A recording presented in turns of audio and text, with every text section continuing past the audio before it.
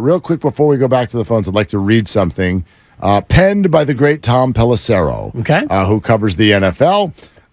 Quote, 49ers quarterback Brock Purdy is headed to Jacksonville. No, not in a trade.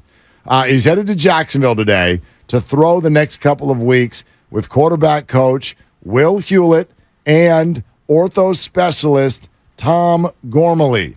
Another sign that Purdy is progressing through his rehab following elbow surgery and remains on track to be ready for the 2023 season. Does that do anything for you? Yeah, it does a lot for me. It shows me that he's continuing his off-season throwing program, and he's going with a doctor and his throwing coach that he's worked with in the past. We had Will Hewlett on the show. I remember. Yeah, Will's a good QB coach, and it tells me that he's able to go out there and maybe not go through a full off-season program, but at least be able to throw.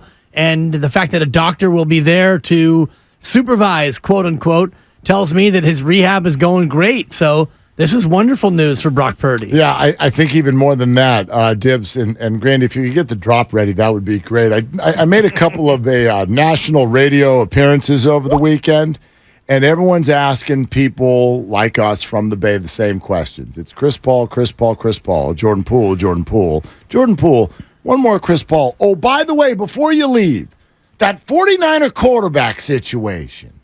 What's going on there? Because it seems to be filled with confusion, and the 49ers are a favorite, but nobody even knows who their quarterback is. And I answered it the same way every time. I said, somebody knows who the 49er quarterback is. You know who it is? The 49ers. The same way two timelines with the Warriors was a concoction of the media and the fans, I'm going to place a new one. The idea that the 49er quarterback room is unsettled and unknown and a competition is on the horizon. Concoction, fans, media, this deal is done. Brock Purdy is the quarterback of the 49ers. He will start week 1. He's incredibly ahead of schedule. Could there be a setback? Sure, anybody could get hurt between now and then, including the other two guys. But there's one place on earth where there's no questioning who the quarterback is of the 49ers, and it's inside their locker room. Nobody there has any questions. It's all of us. It's all of us who have decided that either politics or fandom or just, gosh, that little small Mr. Irrelevant guy, you're really going to go with that? Yeah, they're really going to go with that. We've done all of the work as a group here. Everybody who covers or follows the 49ers, I'm talking about all of you too. The questions have all been asked. The statements have all been made. George Kittle said it publicly again 3 weeks ago on the Dan Patrick Show. This thing is cooked. Something really, really totally odd would need to happen between now and September. Well, there's only one thing that could happen. For Brock Purdy to not be the quarterback. Exactly. And we know exactly what that is. But I don't think that, I know he's coming off of an injury. People seem to think, this would be a great question for Doc Pandy, and maybe tomorrow you can ask it for me. Is Brock Purdy more likely or the same amount of likelihood as some other player, maybe coming off of a different injury, just like Trey Lance is, to get hurt again? I think it's pretty even, Steven. Well, I think that he would be less likely in the way I've read it because of the freakish nature of this injury. So he goes through the internal brace, which basically is in there until his ligament is able to regrow and reattach. And then after that, as soon as he's cleared and he's good to go, he doesn't have any more likelihood than a guy who has a bad ankle. I think a body part that's more susceptible to general injury based on what you're doing is more likely to get re-injured. His injury was such a freakish injury that it would take another blow of a similar fashion, I think, to cause that injury again. And so I would argue that he's less likely to get re-injured. Yeah, and the timeline that this is on right now, we are literally, I'm not trying to jinx anything, but something very odd would need to happen for him to not be ready in August. Yeah. He is ahead of schedule. Everything has progressed at every turn. He's been throwing for weeks already. And the fact that he's with an orthopedic doctor, an ortho specialist, that makes me feel good, knowing that he's not going to be out there just playing pitch and catch with some random person and overthrowing and stretching it too much. He's going to be examined and looked at. They're going to put him through specific throws to see where he is in his progress. He's not just going to go out there and start slinging it all over the place. Now, he could get re-injured in this session. Knock on wood. Hope he doesn't. But you're right in terms of the quarterback. And I also think this, Mark, and we'll get the Chris Paul calls coming up here momentarily. I also think that they know in that same 49er brain trust whether or not Trey Lance is quarterback 2 or if he's not quarterback anything. I agree. I don't think there are any unanswered questions at 49-49 Centennial about any of the quarterbacks. Well, they know. I think they know where at least where the presumption is right now. I think you have to enter into every day with an openness for it to go a certain way.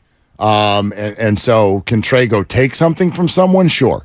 But I agree with you that right now, Kyle in his head knows exactly what the pecking order is, but especially at the top. I mean, every single person we talk to, it's just so weird. Oh, it's unset. They've got all kinds of confusion in the quarterback room. Not when you talk to any of them. They all look at you like, well, yeah. Well, so Brock's starting. And then after that, then I don't really know. And Trey looks great. Sam, love having Sam here. They're all saying that. But the idea of like, boy, who's going to win this battle? They're like, what battle?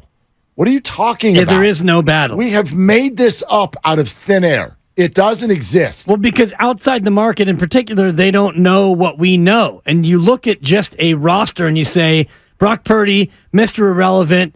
Yeah, he only lost one game and it's because he got hurt. Fine, flash in the pan. He hasn't really done that much. Trey Lance, number 3 overall. And Sam Darnold, number 3 overall. These are quarterbacks with real drafted pedigree. It's got to be an open competition. Yeah. But it's really not. It's not. Right. But you can see, and I get the same questions when I do my national interviews. Nice job. And it's the same thing. And it's there's been no indication that this is a competition, nor should it be. Of course not. The guy won 5 regular season and then 2 playoff. The guy was unbelievable when he came off the bench. Yep, and I'm giving him 6. I'm giving him 6 regular season because he was losing when he came in. I feel like that should be a stipulation. He didn't start the Dolphins game. No, worse. He was given a deficit and less minutes to come back. So you can do what you want. I'll speak in terms of fact. That's fine. He doesn't get Miami, and then he does get Philadelphia. Do you give him that loss? Oh, no.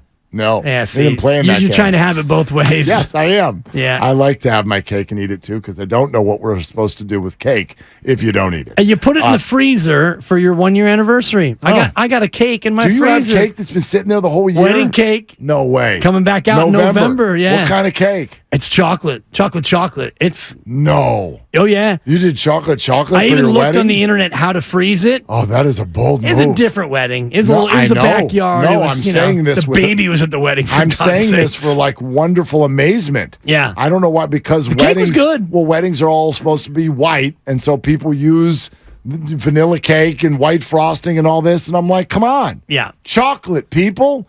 Like, I know you don't want to get it on your dress. Stop it. Chocolate. It was a non-traditional deal. Good for you. Yeah. It was bagels and schmear and quiche and fruit salad. Keep it simple. Keep it moving. Followed by cake. Yeah. Bagels followed by cake. Gotta have cake. I love it. I love it. We once did a party for Abe where we did donuts followed by cake. Yeah, absolutely.